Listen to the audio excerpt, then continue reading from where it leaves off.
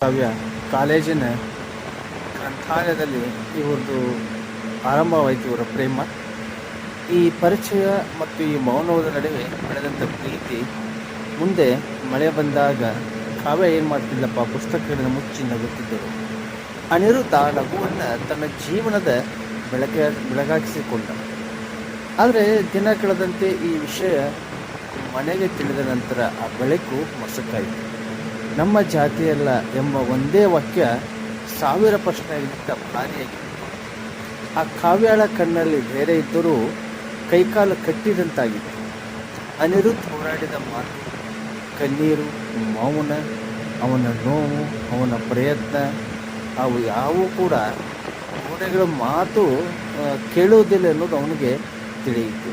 ಕೊನೆಗೆ ಅವನಿಗೆ ಕೊನೆಯ ಭೇಟಿ ಅಂತ ಹೇಳ್ತಾರೆ. ಕೊನೆಯ ಭೇಟಿ ಬಸ್ ನಿಲ್ದಾಣದಲ್ಲಿ ಕಾವ್ಯ ತನ್ನ ಕೈಯಲ್ಲಿ ಒಂದು ಹಳದಿ ಹೂ ಕೊಟ್ಟವಳು, ನಿನ್ನಿಂದ ಈ ಕಲಿತ ಪ್ರೀತಿ ನಾ ಏನದ ಯಾರೂ ಕಸಿದುಕೊಳ್ಳೋಕ್ಕಾಗಂಗಿಲ್ಲ ಅಂತ ಕೇಳಿ ಹೋಗ್ತಾಳೆ. ಆ ಬಸ್ ಹೊರಟಾಗ ಆ ಹೂ ಅವನ ಕೈಯಲ್ಲಿ ಒಳತೊಡಗಿತು. ಅಂದರೆ ಬಾಡಿ ಹೊಂಟು. ವರ್ಷಗಳ ಬಳಿಕ ಅಂದು ಅದೇ ಹಳದಿ ಹೂವನ್ನು ಪುಸ್ತಕದ ನಡುವೆ ಇಟ್ಟುಕೊಂಡಿದ್ದ. ಕೊನೆಗೆ ಏನಾಗತ್ತಪ್ಪ ಅಂದರೆ ಪ್ರೀತಿ ಸೋತಿರಲಿಲ್ಲ, ಸಮಾಜ ಮಾತ್ರ ಗೆದ್ದಿತು.